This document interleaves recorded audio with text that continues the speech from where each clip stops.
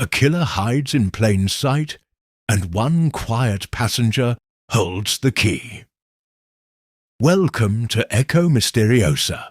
I am your host, Ravela. This amazing community keeps growing. Comment below and tell me where you're tuning in from. Your messages always brighten my day. Let's begin.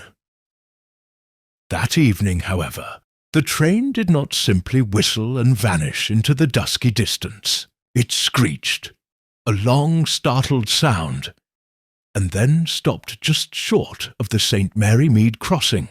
The silence that followed was thick, unnatural. From her cottage window, Miss Jane Marple looked up from her knitting, her pale blue eyes, sharp as ever, despite her soft and grandmotherly appearance, narrowed slightly.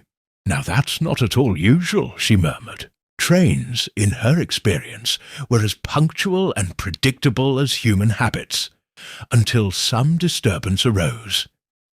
Within minutes, word spread like butter on warm toast. The train had stopped because of a man found dead in the second-class compartment. By the time Constable Wells arrived at the station, half the village had gathered.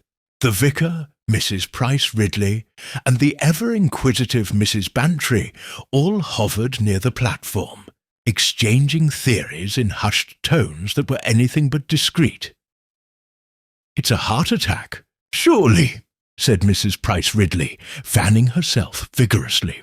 "All those dreadful commuters rushing about London, bound to strain the heart." "Poison, more like," countered Mrs. Bantry, whose imagination was less charitable. "You know what business types are. One wrong deal and boom!" "Perhaps," Miss Marple's mild voice interjected as she appeared beside them, "though I should think if it were natural causes, the conductor mightn't have looked quite so pale." Indeed, the young conductor, white-faced and trembling, could barely stammer his explanation. I just went to collect the tickets, ma'am." And there he was, slumped forward, not moving, eyes open. The dead man, it turned out, was unknown to anyone on the train. A quiet, well-dressed gentleman with no luggage, no ticket, and most curious of all, no identification. Inspector Craddock, called in from the county, quickly took control of the scene. "Looks like a robbery gone wrong," he declared after a perfunctory examination. "We'll find who he is soon enough." Miss Marple said nothing. She stood near the edge of the platform, the faintest frown knitting her brow. There was no sign of violence, no weapon, no marks of struggle. And yet something about the man's expression struck her as wrong. It was not fear nor pain, but surprise. As the inspector gave orders, she bent to retrieve a small object from beneath the bench. A train ticket stub, half torn, with faint traces of mud, and what might have been the edge of a woman's perfume lingering on it. "Odd," she murmured to herself, tucking it neatly into her glove. "One never quite expects murder to take the 6:40 to St. Mary Mead."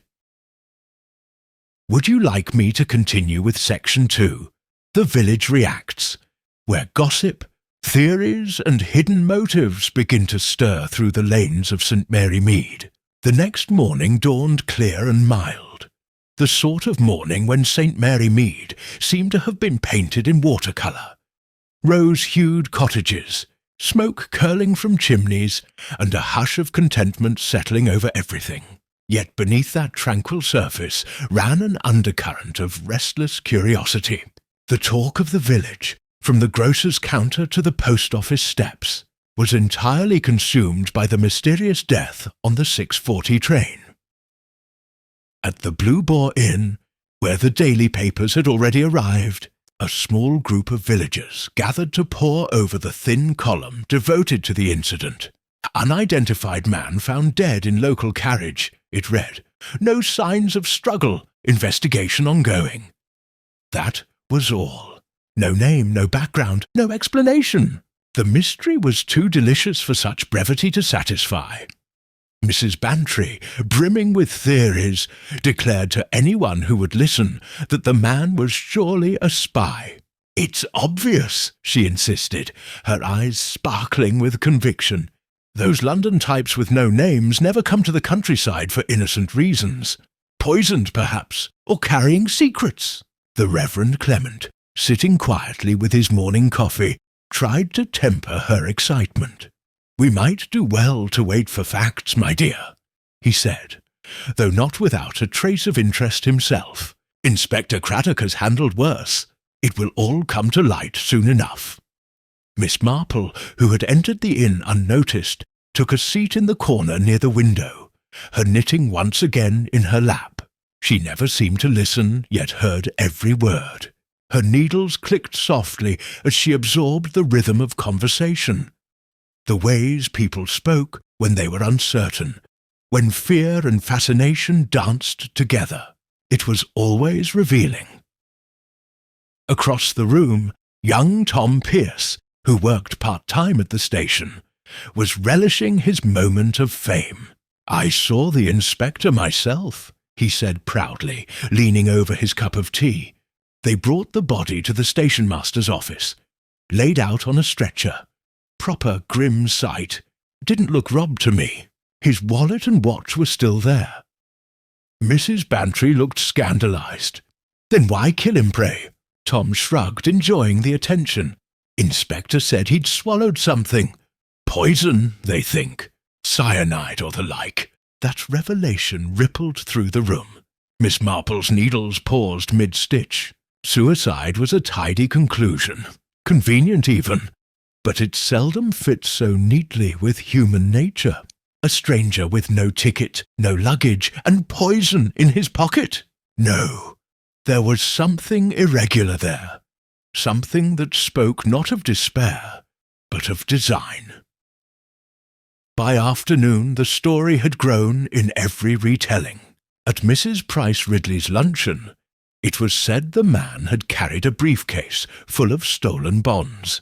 At the vicarage, Griselda Clement was quite certain he was a foreigner, involved in some romantic intrigue.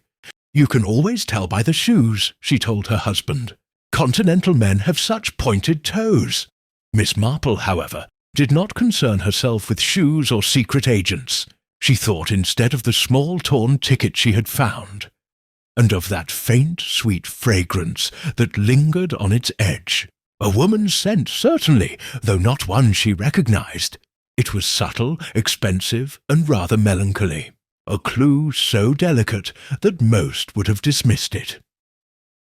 Later that day, as she strolled past the station on her way to post a letter, she found Constable Wells standing near the platform, looking uneasy. "Ah, good afternoon, Miss Marple," he said, touching his cap. "Can't say as I like having trouble in our quiet town. Inspector's gone to London. They're trying to identify the body." "Quite right," she replied kindly. "Poor man. It must be dreadful for his family, whoever they are." The constable nodded, hesitating. "Funny thing, though. One of the passengers swears she saw him speaking with a lady before the train left Paddington. Blue coat, wide-brimmed hat. Vanished soon after." Miss Marple smiled faintly. "How very curious. People do disappear at the most interesting moments, don't they?" As she walked home through the soft afternoon light, her mind turned over the facts with quiet precision. A nameless man travelling without a ticket, found dead with poison in his system. A woman seen only once, gone before the train departed. And that perfume, unmistakable, deliberate, perhaps left behind as surely as a signature. She paused at her garden gate, watching a robin settle on the fence. "It's always about the little things," she murmured to herself.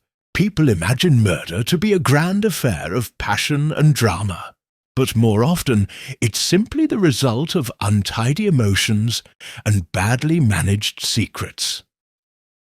Inside her neat sitting room, she placed her knitting carefully aside and opened her notebook. On the first page, she wrote in her careful, looping script, "The silent passenger. Motives yet to be seen. Begin with the woman in the blue coat. Outside, the evening mist began to rise from the meadows, soft and silver, wrapping the village in quiet mystery. Somewhere beyond, the 6:40 train whistled again, steady, punctual, and hauntingly familiar, as if to remind St. Mary Mead that even the most ordinary of days could hide a deadly secret, waiting patiently to be uncovered. The following morning brought with it an unseasonable chill, a mist that clung stubbornly to the hedgerows and made the lanes of St. Mary Mead look dreamlike and slightly sinister.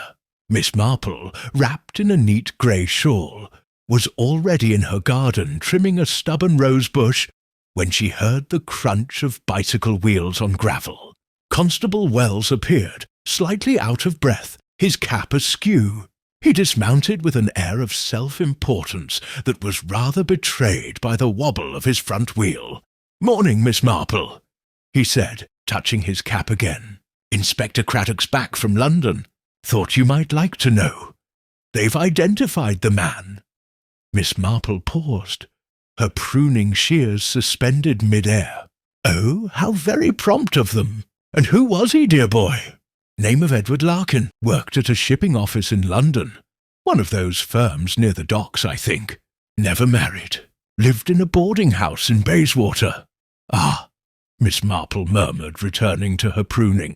"A lonely sort of existence, perhaps. Men in such circumstances tend to develop habits of secrecy. Not out of vice, but self-preservation.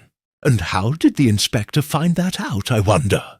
"Well," said Wells, lowering his voice, "they found a letter in his coat lining. From his landlady, it seems. She'd written about forwarding his rent if he didn't return soon. Bit strange, though, because the letter wasn't posted. More like it had been hidden." Miss Marple looked up sharply, the faintest glint in her eyes. "Hidden letters are never ordinary, Constable. They're almost always meant for someone else, or meant not to be found at all. Be found at all. Be found." He nodded, unsure if he was being agreed with or corrected. "Inspector said there was something else, too. A lady came forward at Paddington. Said she'd seen a man fitting Larkin's description get on the 6:40. He was talking to a woman in blue. Same as before." Miss Marple's hand stilled again. "Did she describe the lady?"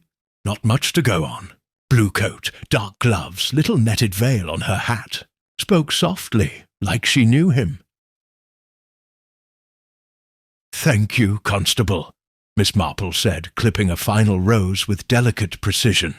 "You've been most helpful." She watched him ride off again, then returned to her kitchen, where the kettle was already steaming. There she sat at her small oak table, notebook open beside her teacup. She underlined the words "woman in blue coat" twice, then drew a neat arrow to hidden letter. Below it she wrote, "He trusted her, but not enough to tell everything." It was not in Miss Marple's nature to pry for the sake of curiosity. Rather, she believed that understanding people was a civic duty, much like tending one's garden. And just as roses thrived or failed by subtle differences of soil and care, so too did human motives bloom or wither under the smallest social pressures.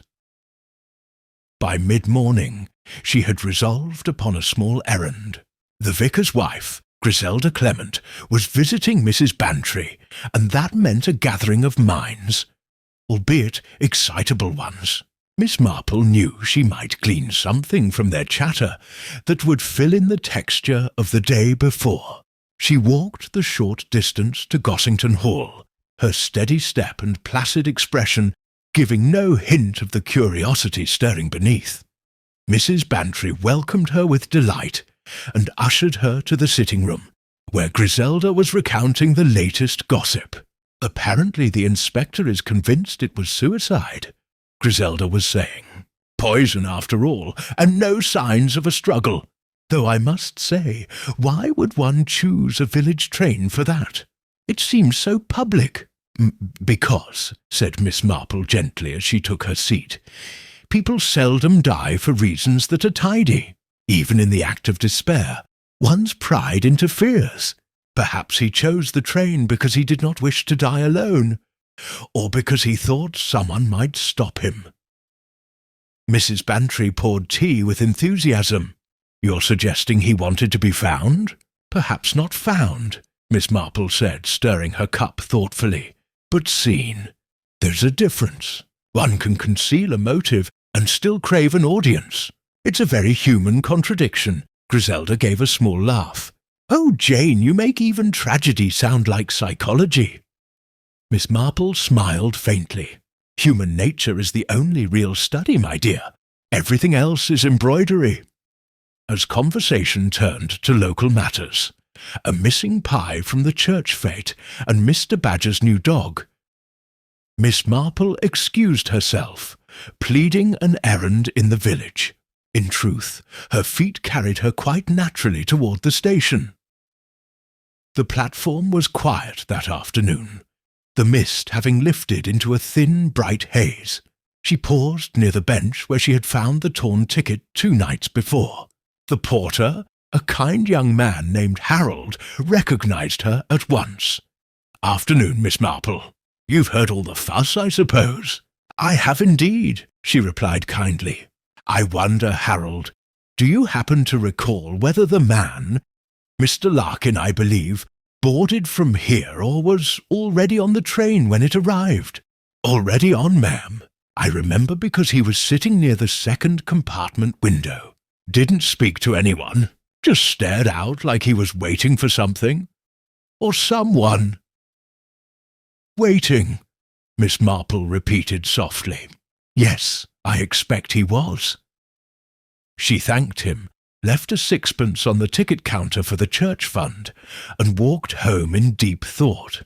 If Larkin had hidden a letter, met a woman, and boarded already in possession of poison, then the question was not merely how he died, but why here? The choice of place mattered. People always chose locations that meant something, even unconsciously. That evening, the post arrived at the vicarage, and with it a letter addressed in unfamiliar handwriting.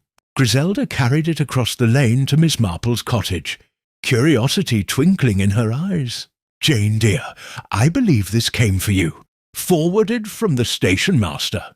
Apparently you'd been inquiring." Miss Marple accepted it calmly, though her pulse gave a tiny leap. The envelope was plain, with no return address, but the paper inside was fine, the kind only bought in London. The message was short, written in a slanting, nervous hand. "If you value discretion, stop asking about the woman in blue." Miss Marple read it twice, then folded it neatly and set it beside her teacup. Griselda, half alarmed, half thrilled, leaned forward. "What on earth?" "An attempt at intimidation, my dear," Miss Marple said mildly, reaching for her knitting, "which is quite enlightening in itself. People only threaten when they're already afraid." She resumed her steady clicking of needles, eyes thoughtful but serene. Outside, the church bell tolled the hour, and the quiet village seemed to hold its breath. Somewhere, Miss Marple thought, someone was watching very closely, and soon,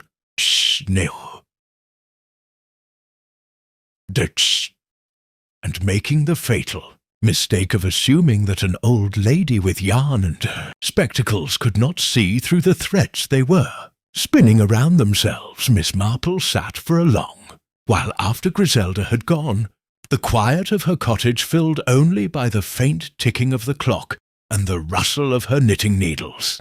The letter lay on the table beside her, its words deceptively plain, yet heavy with menace. She had received notes of warning before, though not often, and she had long since learned that the tone of a threat often revealed more than the content itself. This one, she noted, lacked confidence. The hand was nervous, the strokes uneven, the ink slightly blotched near the end. It was not the writing of someone accustomed to cruelty, but rather someone acting out of fear. Fear, she reflected, was the most reliable sign of guilt. As twilight deepened outside, the lamplight turned her sitting room into a warm pool of gold, casting the corners into comforting shadow. She rose, folded the letter carefully, and placed it inside the pages of her notebook. It would do no good to alarm the authorities yet. Inspector Craddock, capable though he was, tended toward the assumption that mystery belonged to melodrama, not to domestic reality. Miss Marple knew better. People committed crimes for the smallest, most personal reasons: pride, jealousy, embarrassment. There was no great villainy in it, merely human folly pushed too far. The next morning, as she stepped into the lane, the air smelled faintly of dew and coal smoke. The day promised to be fine. She made her way toward the village shop under the pretense of buying tea biscuits. But her mind was elsewhere. She wished to see who might mention the letter, or the woman in blue. It was in such moments of ordinary gossip that the truest slips of the tongue occurred. Behind the counter stood Mrs. Hartnell, a robust woman with a brisk manner and a fondness for news. "Good morning, Miss Marple," she said cheerily. "We've been hearing all sorts of things about that poor man from London. They say his landlady's come down to speak to the inspector herself." Miss Marple looked mildly surprised. Has she indeed? How very diligent of her. People in cities are not usually so attached to their lodgers. "Well, apparently she had to come," Mrs. Hartnell said, lowering her voice conspiratorially. "The police found a note in his things addressed to her, something about settling accounts. You don't suppose it was money trouble, do you?" Money," Miss Marple said thoughtfully, "is a motive quite as respectable as love. One mustn't discount it. But tell me, did she arrive alone?" "Oh, no," Mrs. Hartnell replied with relish. "A lady came with her, well-dressed, rather fine, though not in the London way. Dark blue coat, gloves, the lot. Gave me a chill, she did. Quiet, too quiet." Miss Marple smiled gently. "You have an excellent memory for fashion. My dear Mrs. Hartnell, I dare say the inspector will find her quite interesting." When she left the shop, the village seemed suddenly smaller, as though its lanes and hedges had folded in closer around her. The woman in blue had not vanished after all. She had returned, perhaps emboldened by the apparent suicide ruling. Yet what reason could she have to accompany a landlady, unless she wished to ensure what was and was not said? Later that afternoon, Miss Marple found herself in her garden once more, when Inspector Craddock appeared, looking faintly harassed. "Ah, Miss Marple," he greeted, "I rather hoped I'd find you. I've just come from interviewing the deceased's landlady, a Mrs. Briggs. Thought you might like to hear what she told us." "Only if you're inclined to share, Inspector," she said mildly, offering him a seat on the garden bench. He sighed, removing his hat. According to Mrs. Briggs, Larkin had been anxious lately, said he'd made a dreadful mistake at work, something to do with shipping manifests. She thought it was a matter of mislaid paperwork, but it sounded graver. He told her someone was pressing him for information. "Wouldn't say who." "How very intriguing," Miss Marple said softly. "Did Mrs. Briggs mention whether he was often visited at his lodging?" "Not often, no. But she did recall a lady calling about a week ago. Blue coat, dark veil. Wouldn't give her name, only said she was a relative. Ah," Miss Marple murmured, as though confirming something to herself. "And what did this lady say when you questioned her today?" Craddock grimaced. "Didn't get far. She calls herself Mrs. Denning. Claims she barely knew Larkin. Said she was helping Mrs. Briggs navigate the journey. Her manner was calm enough, but something about her doesn't ring true. When I mentioned the poison, she went quite pale. Pale from surprise," Miss Marple said, eyes glinting. "Or from memory." The inspector gave a short laugh. That's precisely the sort of question I expect from you. Well, I'd best not waste more of your time, Miss Marple. But I admit, the whole business smells odd. If you notice anything or anyone unusual, I'd appreciate a word." When he had gone, Miss Marple sat quietly, her hands folded in her lap. She thought again of the hidden letter, of the nervous handwriting in her anonymous note, and of Mrs. Denning's sudden reappearance. All threads were converging, but the pattern was not yet complete. There was something faintly domestic about it all. A quarrel of sorts, perhaps a partnership turned sour. People seldom poisoned strangers. Poison was intimate. That evening, as the sun set in a wash of rose and amber, Miss Marple took a walk toward the edge of the village, where the hedgerows gave way to open fields. She often found her thoughts clearest there. As she passed the railway crossing, she noticed a small figure kneeling by the track. Harold, the young porter, his face anxious. "Evening, Harold," she said softly. "Looking for something?" He startled, then rose, brushing dust from his trousers. "Oh, Miss Marple, yes, ma'am. I dropped my key earlier. I thought I might find it." But his eyes darted nervously toward the tracks, and she saw at once that he was lying. There was something crumpled near his boot, a scrap of paper, hastily folded. She stooped before he could stop her, and retrieved it. "Lost letters seem to find me lately," she said gently. "Shall I read it for you, or would you prefer to explain?" He swallowed hard, colour rising in his cheeks. "It's not mine, ma'am. I found it 2 nights ago near the bench where the man died. Didn't know what to do." She unfolded the paper. The handwriting was the same as her threatening note, but shakier, more hurried. The message read simply, "Meet me on the train. No one else must know." Miss Marple refolded it and handed it back. "Thank you, Harold. You've done quite right to keep it safe. I believe this may help the inspector greatly." As she walked home beneath the soft chime of the evening bells, her mind settled like water over a clear pattern. The woman in blue had arranged to meet Larkin that night. He had brought poison, but for whom? Perhaps not for himself.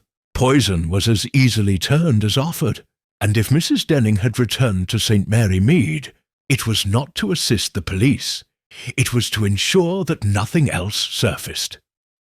Miss Marple closed her gate behind her and looked up at the first stars emerging in the indigo sky. "It's always so," she whispered. "People imagine murder requires courage. In truth, it only requires fear and a desperate wish not to be found out." She went inside, set the kettle on, and opened her notebook once more. Under the last line, she wrote with quiet satisfaction, "The woman in blue was never gone. She only changed her name." The following morning was damp and grey, a thin drizzle hanging over St. Mary Mead, and softening the outlines of cottages and hedges alike.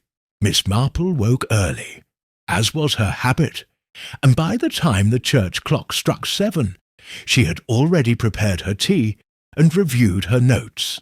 The words she had written the night before, "She only changed her name," stared back at her from the page with quiet insistence. It was a suspicion that had hardened overnight into near certainty. Still, Miss Marple never trusted certainties until they had been gently tested. At 8:30, Inspector Craddock returned, looking more tired than he had the day before. His overcoat was spattered with rain, his shoes muddy from the lanes. Miss Marple, who had been trimming lavender in her garden, looked up and smiled. "My dear Inspector, you look as though you've been walking through the flood itself. Do come in and dry off." He accepted gratefully, removing his hat and sitting by the fire while she poured tea.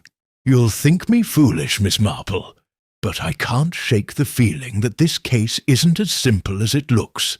We've traced Larkin's employment. There's no record of wrongdoing. No debts, no quarrels. Nothing to suggest a reason for suicide, or murder, for that matter. Then perhaps, Miss Marple said softly, handing him a cup, you've been looking for the wrong sort of reason.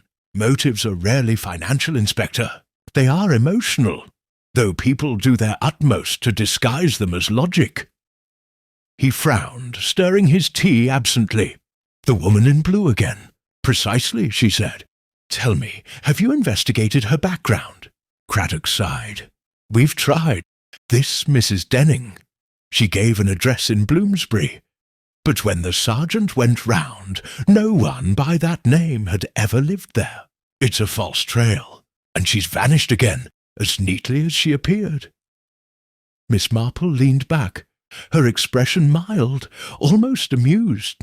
Oh, people never vanish, Inspector. They simply go where no one thinks to look. It's quite like misplacing a hat. You'll find it precisely where you didn't expect to. The inspector gave a rueful smile. Then perhaps you'd tell me where I should be looking. She didn't answer at once, her fingers busying themselves with the teapot. You said Mr. Larkin worked in a shipping office near the docks. Yes, Fisher & Co. Imports. Small firm, family-owned. Ah, she said quietly. And does that firm employ any women by chance? Craddock blinked. I don't see how that— Well, yes, apparently there's a secretary. A Miss Margaret Denning. Miss Marple's eyes brightened almost imperceptibly. Then I dare say we've just found your lady in blue. He stared at her. You think the secretary and Mrs. Denning are the same person? I think it's a very tidy coincidence for two women of the same name to be involved with the same gentleman. Tidy coincidences, Inspector, are like polished silver. They gleam too much to be natural. Craddock gave a low whistle. You really believe she could be the killer? Miss Marple smiled faintly, though her eyes were grave. I believe she could be the reason Mr. Larkin is dead, but whether by his own hand or another's, that remains to be seen. The inspector promised to pursue the lead at once, and left, leaving behind the faint smell of damp wool and tobacco. Miss Marple, alone again, turned to her notebook.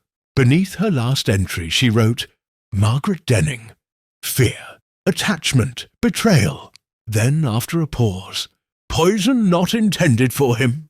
The thought troubled her. Poison, she knew, was the weapon of intimacy. The choice of those who wished to kill quietly, privately, without mess or noise. If the poison had not been meant for Larkin, then someone else had been the intended victim. But who? That afternoon Griselda called, brimming with curiosity. Jane, I ran into Inspector Craddock at the post office. He looked frightfully intense. Said you'd given him an idea. You're not leading him in circles, I hope? Miss Marple smiled benignly. Not at all, my dear, though circles are sometimes necessary before one can find the straight line. Well, it's all very thrilling, Griselda said, sitting down and accepting tea. Everyone's saying the lady in blue was in love with the dead man. Mrs. Bantry swears she saw them together once in London. Or someone like them. Do you suppose it's true? Love, Miss Marple murmured, is such a versatile word. It can mean tenderness or possessiveness, or simply the desire to be important to someone else. Many crimes have been committed under its banner. Griselda laughed lightly, but there was a faint unease behind it. You make it sound so dreadful. It often is, my dear, Miss Marple said kindly, particularly when pride disguises itself as affection. The conversation drifted to village matters, but Miss Marple's mind lingered on that theme long after Griselda had gone. Pride disguised as affection. It was a pattern she had seen many times. In households, in friendships, even in the quiet rivalries of parish committees. Pride could make a person do terrible, irrevocable things, all while convincing themselves they acted from love. The following morning, Inspector Craddock sent word that he had located Miss Margaret Denning's lodgings in London. Empty now, but not abandoned. Her landlady reported that she had left abruptly, taking only a single suitcase and leaving the rent unpaid. Craddock's message ended with the words, "Gone abroad, perhaps, or hiding closer than we think." Miss Marple read it over breakfast and smiled faintly to herself. People on the run often thought distance was their protection, but more often than not, they returned to the places that had shaped their deceit, the scenes of their comfort, their power, or their guilt. If Mrs. Denning had been in St. Mary Mead once, she would be there again. 2 evenings later, as twilight folded over the village, Miss Marple took her usual walk toward the station. The trains came and went with their rhythmic certainty, the lamps flickering on one by one along the platform. She stood quietly, watching, until the 6:40 from Paddington arrived, the same train that had brought death to her doorstep. The doors opened, passengers disembarked, and among them, for the briefest instant, she saw a figure she recognized, tall, slender, wrapped in a blue coat. The hat was different, the gait hurried, but there was no mistaking the composure of someone who wished to be unseen. Miss Marple turned away before the woman could notice her, and walked back through the lane, heart beating a little faster than usual. So the lady had returned, just as she'd expected. Whether to retrieve something or to silence someone, Miss Marple could not yet say. But the storm that had been gathering since that night on the train was nearly ready to break. At home, she lit her lamp, opened her notebook, and wrote one final line beneath her day's reflections. "She's come back, and someone else will die if I do not act quickly." The next morning, St. Mary Mead was unusually still. A heavy mist hung low over the cottages, blurring the hedgerows into ghostly shapes. The usual clatter of the milk cart seemed muffled, and even the sparrows on the green chirped softly, as though mindful of something unsaid. Miss Marple, rising earlier than usual, sensed it at once. That peculiar taut quiet that falls when trouble is near, but not yet spoken aloud. She had felt it before confessions, before crimes, and sometimes before a truth that no one wished to face. By 8:30, her intuition found its confirmation. Constable Wells came knocking at her door, hat in hand, face pale beneath the brim. "Terrible business, Miss Marple," he said, voice low. "Another one gone." "Gone?" she repeated evenly, ushering him in before the damp air could follow. He nodded. "Found her this morning, Mrs. Briggs, the London landlady, dead in her room at the Blue Boar Inn. Inspector's already there." Miss Marple's hand paused on the teapot lid for only a fraction of a second before she poured. "Tea, constable." He blinked, thrown slightly by her calm. "Thank you, ma'am. I don't mind if I do." As he sipped awkwardly, she asked in her gentle conversational tone, "How unfortunate. Did they say what caused it?" "Looks like poison again," Wells said grimly. "Same as the other one. Only this time there was a note. Said something about guilt and shame. Inspector's thinking suicide." Miss Marple's expression softened, though her eyes turned inward. "Guilt and shame," she murmured. "Those words have caused more mischief than envy ever could." Within half an hour she was at the Blue Boar, shawl wrapped tightly against the chill. The innkeeper's wife met her at the door, wringing her hands. "Oh, Miss Marple, it's dreadful." Poor woman seemed quiet but decent enough. "And to think she was here just 2 days." "Indeed," said Miss Marple, "and alone too. Loneliness is a dangerous companion." The room upstairs was small and neat, the bed still made, the curtains half drawn. On the table stood a half-empty teacup and a folded letter, the ink fresh, the edges still slightly damp. Inspector Craddock stood by the window, arms crossed, frown deepening. "You're just in time, Miss Marple," he said wearily. "We've got another puzzle. Mrs. Briggs is dead. Likely took cyanide. The note admits to deceiving us, but doesn't explain much. Seems to think she helped cover something up. I'm starting to wonder if this is all some elaborate suicide pact." Miss Marple approached the table and looked at the letter. The handwriting was shaky, uneven, but familiar.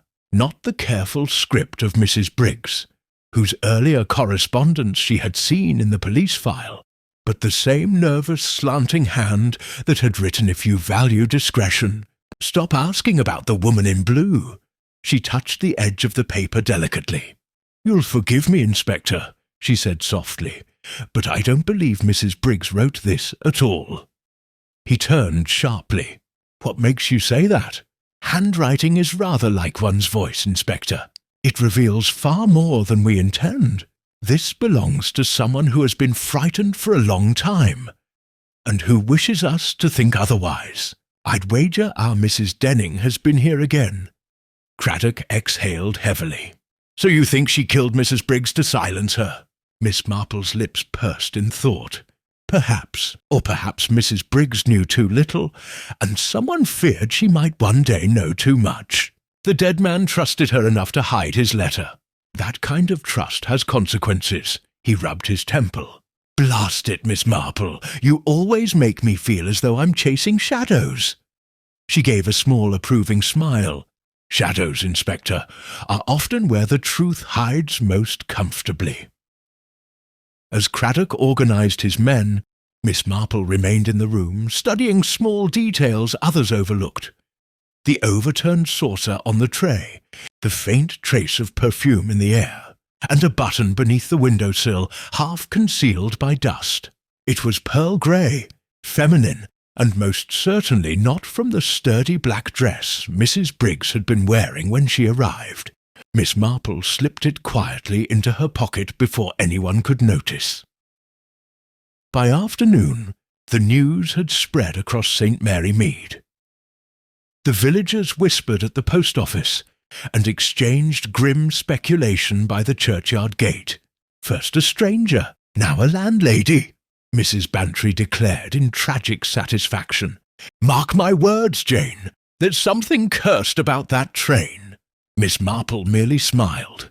"Trains, my dear Dolly, are not cursed, but people sometimes are, by the choices they make." When the gossip died down, Miss Marple went home to her parlour and laid the pearl-grey button beside her notebook. Then she took out the small scrap Harold had found near the tracks, the note summoning Larkin to meet someone on the train.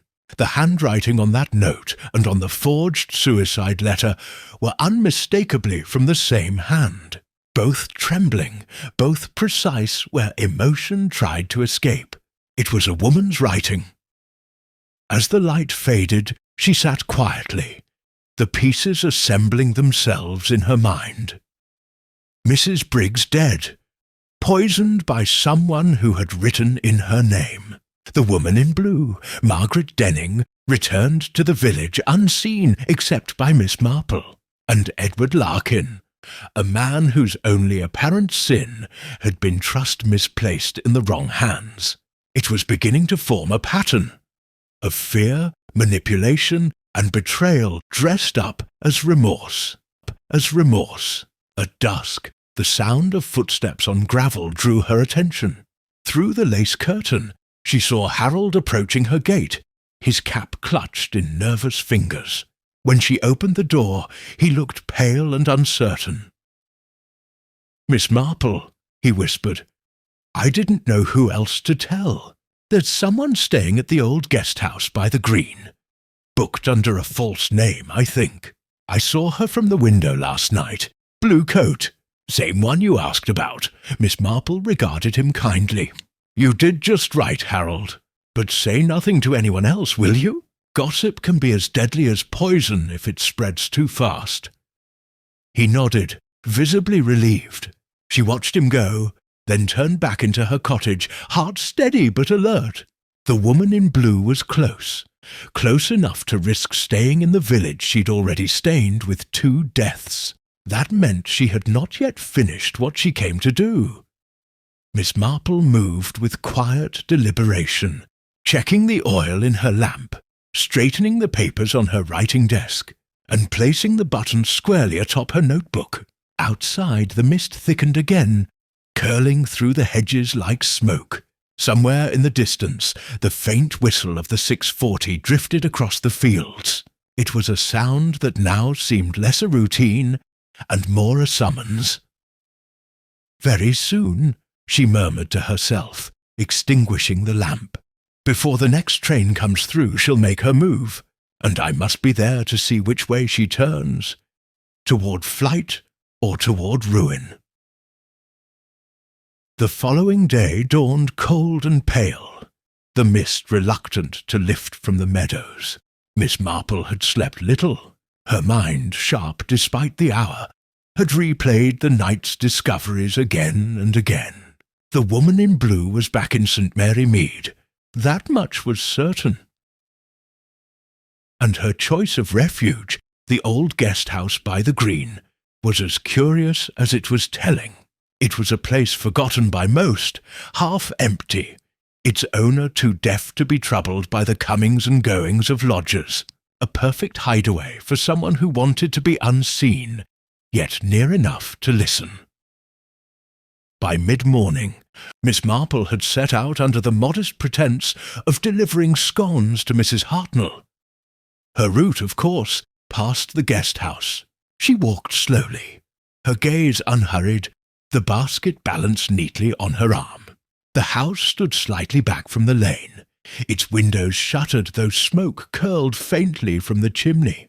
A curtain stirred in an upper window as she approached, and Miss Marple noted it without turning her head. It was the sort of subtle observation she excelled at, noting what others missed, while seeming not to see at all. A carriage was drawn up nearby, a modest one with muddy wheels, and a driver half asleep on the bench. She paused politely to admire the horse, and her quiet voice carried just enough to engage him. "Such a fine creature, my good man. Has it been a long journey?" The driver, flattered, touched his cap. "From London, ma'am. Arrived last night. Waiting for my lady, though she said she'd not be long. Keeps odd hours, that one." Miss Marple smiled pleasantly. "London, you say? I do hope the roads were kind," he chuckled. "Muddy, but nothing I haven't seen worse. She'll pay me well enough for the bother." "I'm sure she will," said Miss Marple, and with that she thanked him and went on her way, her mind filing each word neatly into place. London, arrival at night, a return journey planned. The woman in blue was preparing to leave. That meant she had already done whatever she came back to do, or was just about to, and Miss Marple suspected the latter. At home she found Inspector Craddock waiting. His face bore the tired, irritated look of a man too rational to believe in coincidence, yet surrounded by it. "Miss Marple," he began, "we've found out something new about Larkin's office. Seems a ledger's gone missing. Records of shipments, including one marked for private delivery. The partners claim ignorance." "Ah," she said softly, removing her gloves. "Then our Mr. Larkin was not entirely innocent after all." Craddock frowned. "You think he was involved?" "Involved, yes, but not guilty.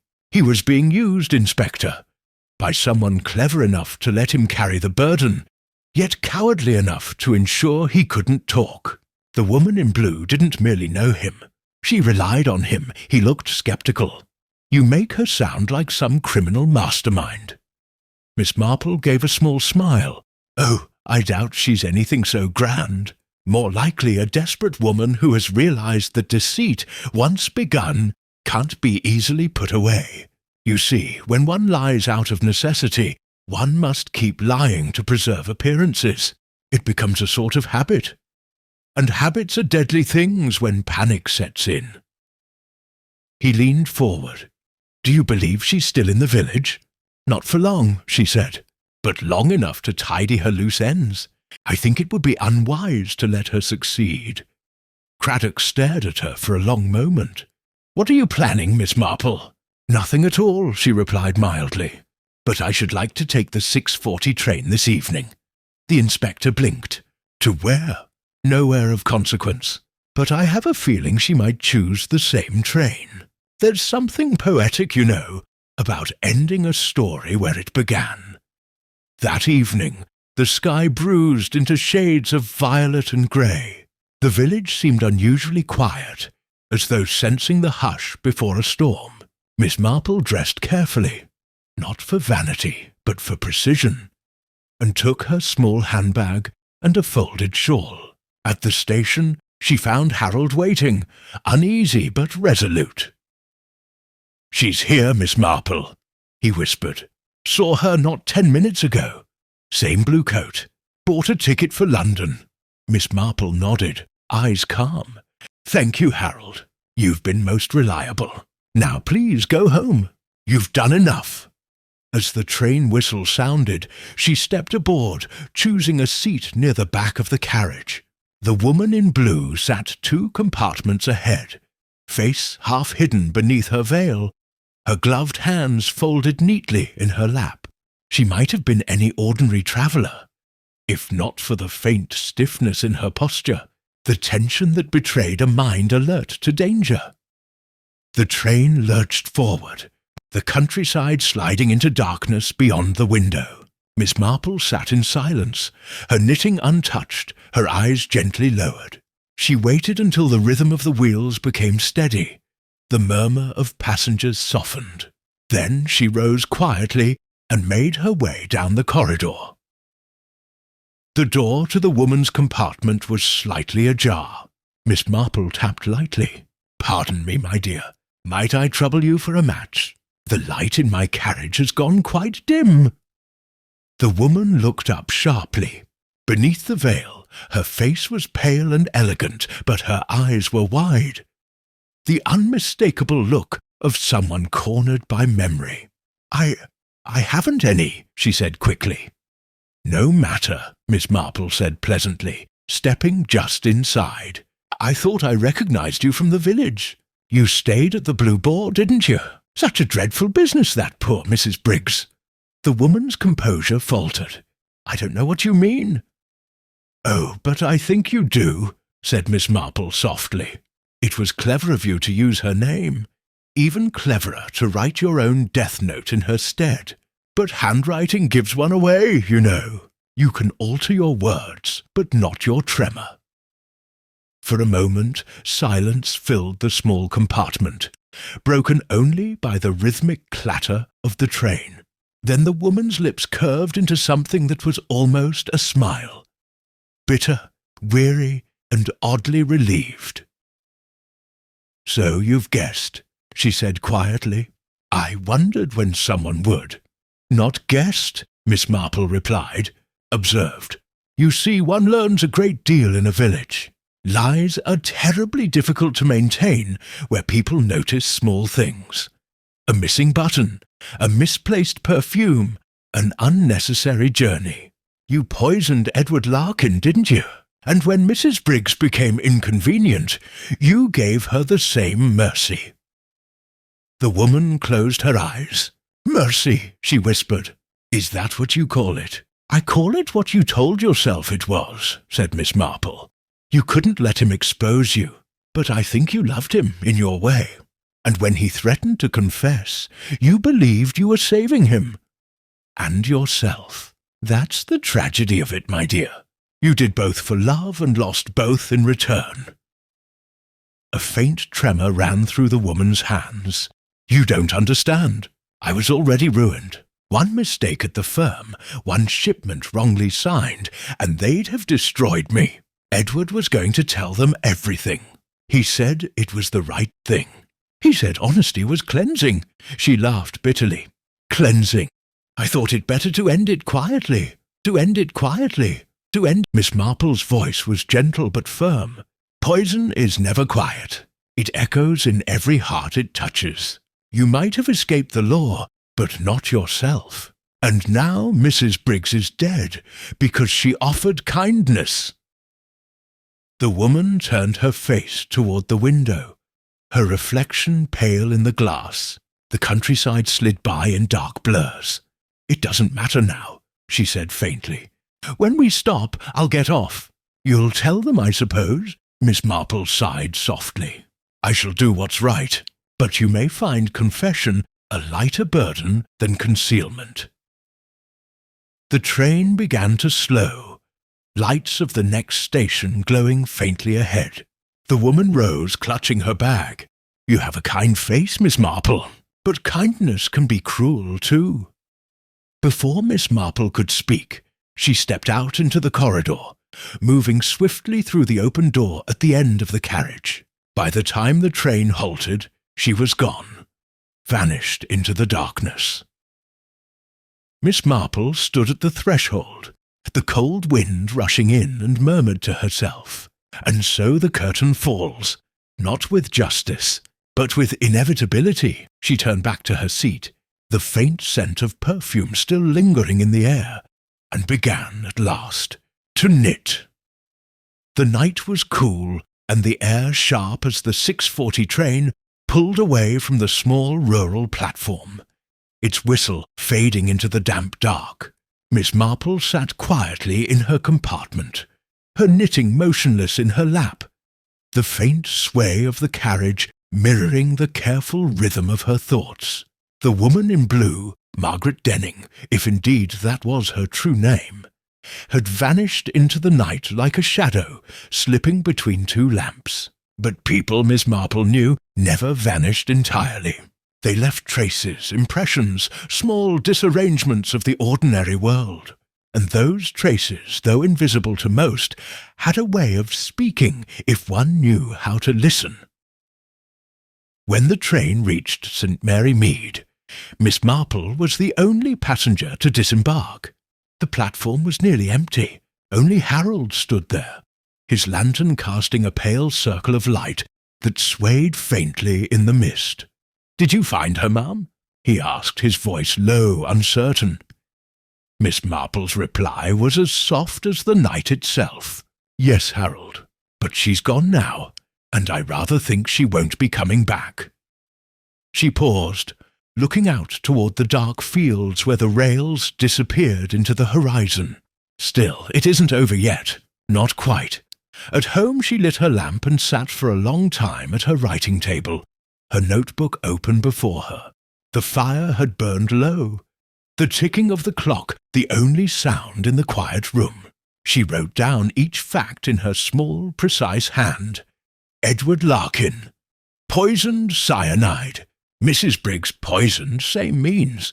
Margaret Denning. False name, false address, now vanished. Then beneath it she wrote a single line. Guilt will circle back upon itself. It always does. The following morning brought no sunshine, only a dim wash of grey over the village rooftops. Word of the previous night's disturbance had already begun to spread, carried by that invisible current of curiosity that flowed faster than any newspaper. Mrs. Bantry was at Miss Marple's gate before breakfast. "My dear Jane, you can't imagine the talk.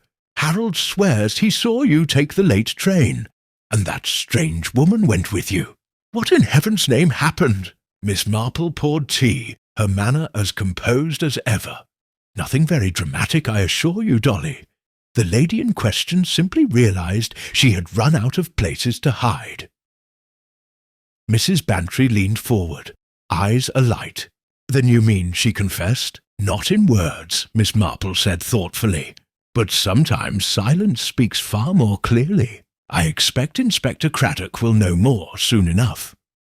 Indeed, by midday, Craddock himself arrived, his expression a mixture of frustration and reluctant admiration. "You were right again, Miss Marple," he began without preamble. "They found her early this morning, 2 miles beyond the next station.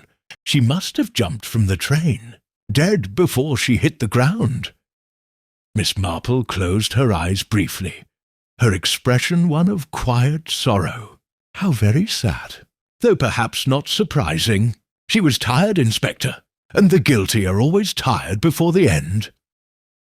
Craddock exhaled heavily and set his hat on the table. She had a bag with her. Inside we found Larkin's missing ledger, his identification papers, and a letter addressed to him. Never posted, of course. It explains everything, or nearly. Seems they'd been involved for some time. He discovered she'd been forging documents at the shipping firm, falsifying invoices for her own gain. When he threatened to expose her, she panicked. That much fits your theory. But here's the odd part. The letter says she hadn't meant to kill him. She claims the poison was for herself. Miss Marple looked up, her eyes bright and steady. And yet he died, not she. Yes, I rather thought as much. He must have found it. Perhaps she left it in despair, and thinking it was some harmless tonic, he drank it. Or perhaps he suspected and meant to stop her, only to be undone himself. Tragic irony, Inspector, but quite believable. People are seldom logical in moments of passion. Craddock nodded slowly. Still, that doesn't explain Mrs. Briggs. Why kill her? Miss Marple's needles resumed their gentle clicking, because guilt is rarely solitary. Mrs. Briggs might have known something small perhaps, but dangerous. Or perhaps she merely reminded Miss Denning of what she had done. In either case, she had to disappear. You see, Inspector, Mrs. Briggs's death wasn't about concealment. It was about control. Miss Denning had already lost it once, and couldn't bear to lose it again. He looked at her with a mixture of admiration and dismay. You make it sound so simple. Human nature, said Miss Marple mildly, is always simple, though never straightforward. He gave a small, rueful laugh. Well, you've done it again, Miss Marple. I should start putting your name on the payroll. That would never do, she replied with a faint smile. People might start to think I go looking for these things, and that would be rather indecent, don't you think? After he had gone, the village began slowly to settle back into its ordinary rhythm. The baker's bell rang again in the mornings. Mrs. Price Ridley resumed her complaints about the state of the churchyard, and even Mrs. Bantry's appetite for gossip waned now that the mystery had concluded. Yet for Miss Marple, the air in St. Mary Mead seemed changed somehow, touched by a faint melancholy that lingered like perfume on the air.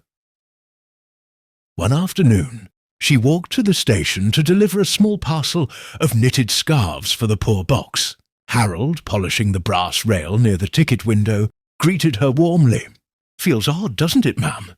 Everything back to normal now." Miss Marple smiled faintly. "Normal is a very fragile state, Harold. We only notice it once it's been broken." He looked at her curiously, not quite understanding, and she added kindly, "Still, it's good to see the trains running on time again. The world does like its routines." That evening, as dusk fell, she sat once more by her fire, her knitting beside her and her notebook open to its final page.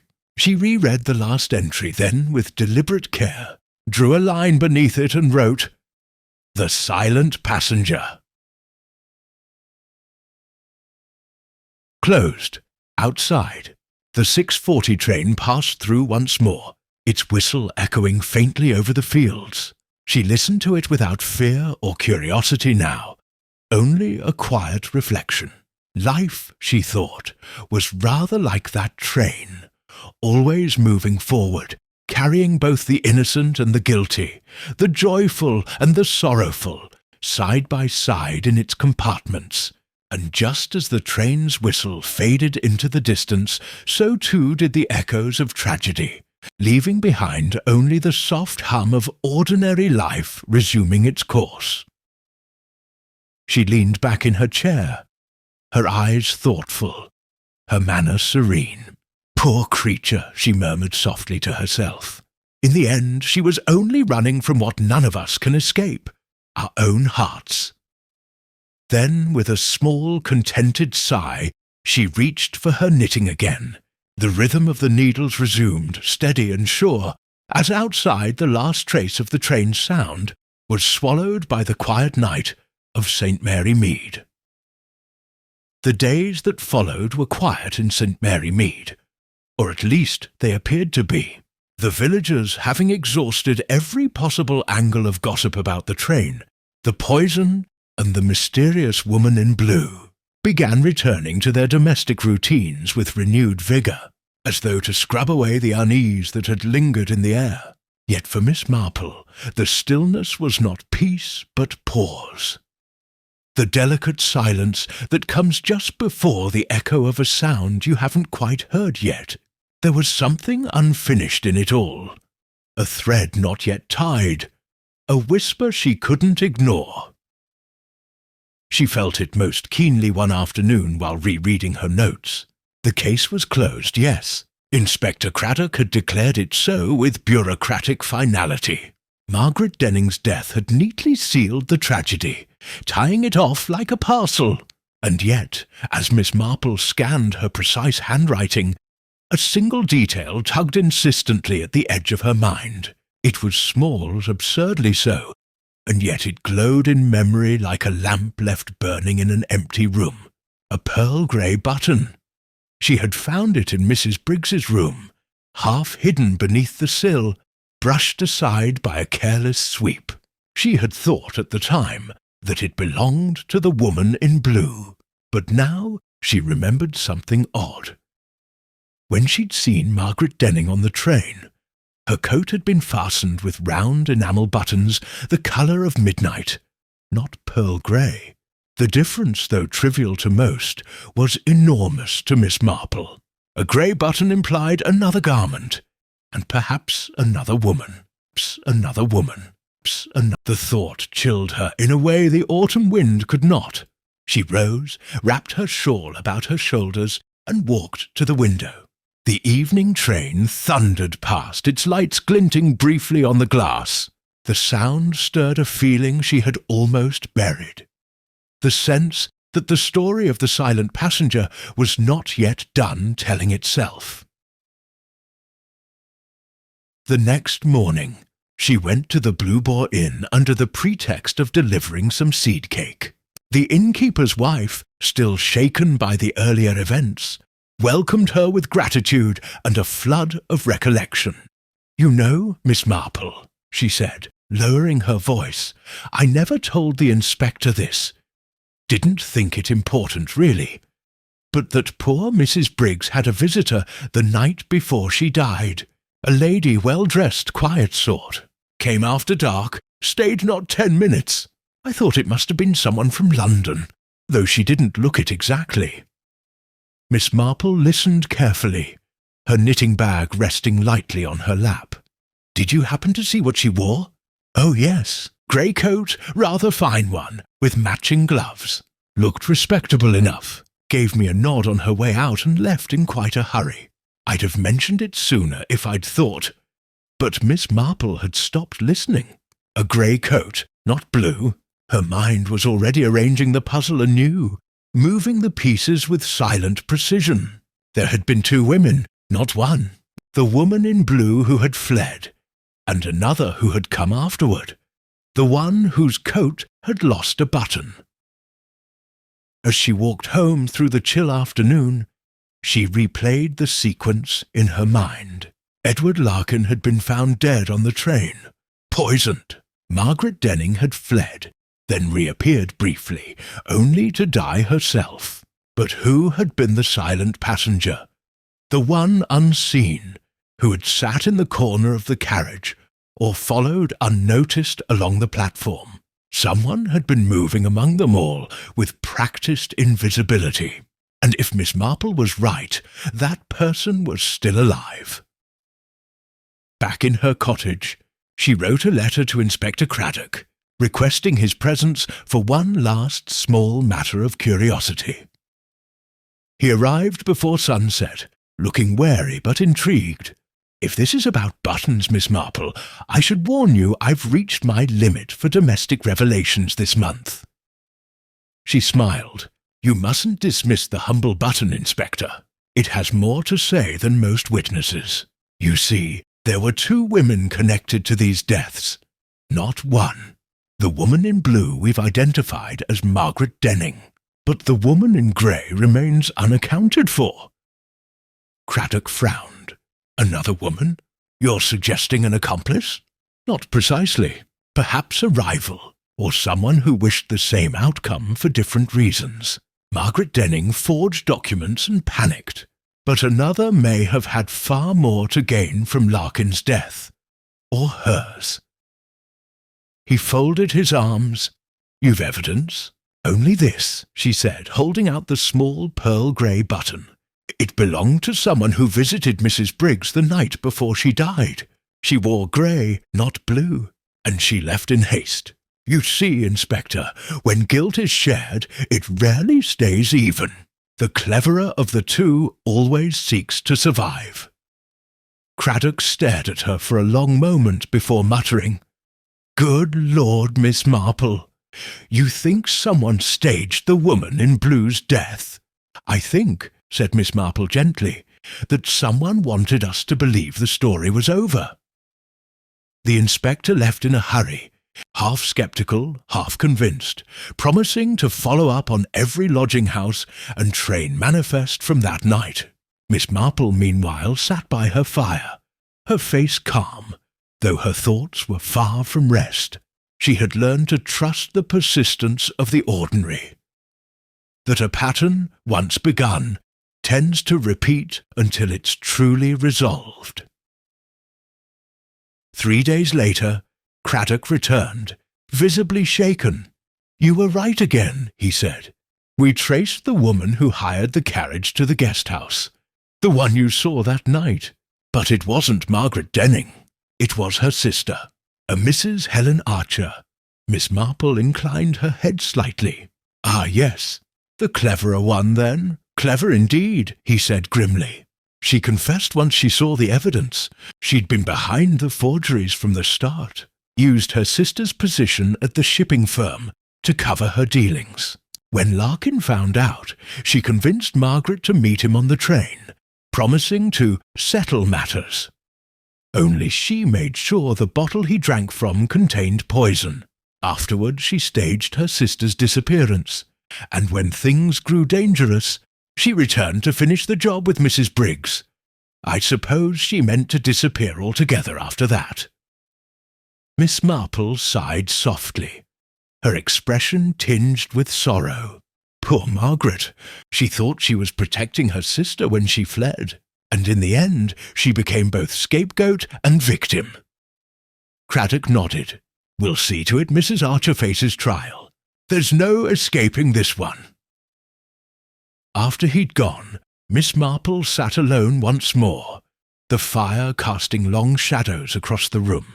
Outside the wind had shifted, carrying the faint echo of a train whistle over the distant fields. She listened to it, not with unease this time, but with quiet acceptance. The tale of the silent passenger had finally come full circle, and the last of its shadows had stepped into the light. She closed her notebook for the final time, and laid it gently beside her chair. "It is always the same," she murmured to herself. "The wicked believe they can bury guilt under deceit, but it has a way of blooming again, like bindweed, no matter how tidy the garden." Then she smiled faintly, reached for her knitting, and resumed her steady rhythm, as outside the village of St. Mary Mead settled once more into its fragile, deceptive peace. The final days of the case passed with a calm so fragile that even the faintest sound seemed to disturb it. St. Mary Mead had begun to forget, as villages do. The newspapers had lost interest. The London reporters had packed their notebooks and gone. But Miss Marple never measured endings by silence. She measured them by what people did next, how they walked, how they spoke, and whether they looked at each other with ease or hesitation. The village was peaceful again, yes, but beneath that peace something still trembled. She noticed it first in Harold, the young porter, who stopped by her gate one evening with a nervous smile and a parcel of roses from the station garden. "For you, Miss Marple," he said. "Just a way of saying thank you. You were right about everything, weren't you?" Miss Marple accepted the flowers gently, though her eyes softened with pity rather than triumph. "Rightness, my dear boy, it's never a thing to take pride in. It's only ever a duty, and sometimes a sad one." He nodded, not quite understanding, but comforted all the same. After he left, she placed the roses in a vase, their fragrance filling the room with that peculiar sweetness of life continuing on, even after death. The following morning, Inspector Craddock returned for one last visit. He looked less weary than before, the lines around his eyes softened by relief. "It's all wrapped up now, Miss Marple. Helen Archer's confession checks out in every detail. The firm's directors confirmed her involvement in the smuggling operation. Larkin found out, threatened exposure, and she silenced him. Her sister knew enough to be dangerous afterward, so she arranged that too. The Crown prosecution's preparing the case, though I doubt it will go far. She's not well. Not well." Miss Marple stirred her tea thoughtfully. "I imagine not. Conscience, Inspector, is a dreadful physician. It can keep one alive far longer than the body wishes." He smiled faintly, though his voice softened. "You always put it better than the reports do. Funny thing, though, no one's quite sure how to write it all down. The papers want a grand headline. The silent passenger, they're calling it." Her eyes twinkled. "How apt. There are always silent passengers in such affairs, you know. Guilt, fear, love gone astray. They sit quietly beside the living, saying nothing, until the train reaches its final stop." Craddock nodded, staring into his cup. "You'll forgive me, Miss Marple, but I sometimes think you see the world too clearly. Doesn't it make it all seem rather bleak?" She smiled gently. "On the contrary, my dear Inspector, it makes it precious, because every kindness, every small decency stands out all the more against the foolishness and cruelty. It's like light through lace. The beauty lies in the contrast." When he left, she walked with him to the gate, and as he turned down the lane, she stood a moment longer, watching him disappear into the morning mist. Then she returned to her parlour, settled herself in her armchair, and opened her notebook for the final time. On the last page she wrote, in her neat, steady script, "Truth, when found, never shouts. It simply waits until one grows quiet enough to hear it." She closed the book, placed it on the shelf beside her Bible, and the small framed photograph of her late nephew, and allowed herself a sigh that was neither sorrow nor satisfaction, merely peace. The weeks that followed were kind ones. The air grew crisp with approaching winter, and the church bells rang cheerfully on Sundays. Life, as it always did in St. Mary Mead, resumed its unhurried rhythm. Mrs. Bantry began planning her Christmas fete. The Reverend Clement complained about the new hymnals, and at the post office Miss Hartnell declared that nothing exciting ever truly happened in their little village, quite forgetting how often she'd said the same thing before. Miss Marple listened, nodded, and went about her errands with the quiet grace of someone who understood that the extraordinary hides itself best among the ordinary. Yet now and then, when the evening train passed through and its whistle drifted faintly across the fields, she would pause in her knitting and look toward the window, not with fear, nor even curiosity, but with the reflective calm of someone who has seen how swiftly lives can cross paths, collide, and vanish again. She thought sometimes of Margaret Denning and her sister Helen, of how love, twisted by desperation, could curdle into something so poisonous it consumed even itself. And she thought of Edward Larkin, a man undone not by villainy, but by trust misplaced in those he wished to save. They were all, in their way, passengers upon the same ill-fated train, each carrying their secrets, each bound for a destination they did not expect.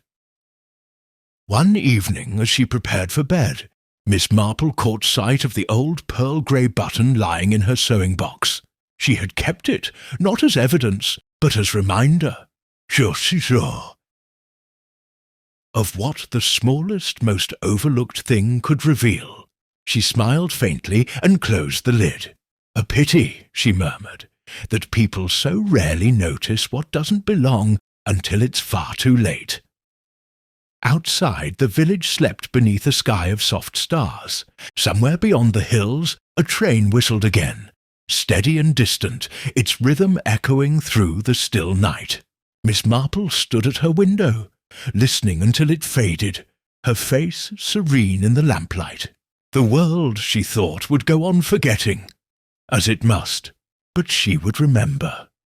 She turned down the lamp, her shadow falling briefly across the tidy room, and whispered, almost to herself, "The silent passenger has reached her journey's end." Then, with the gentle certainty of someone who understood both sorrow and grace, Miss Marple drew the curtains, and the night closed softly around her, calm, complete, and forever watchful.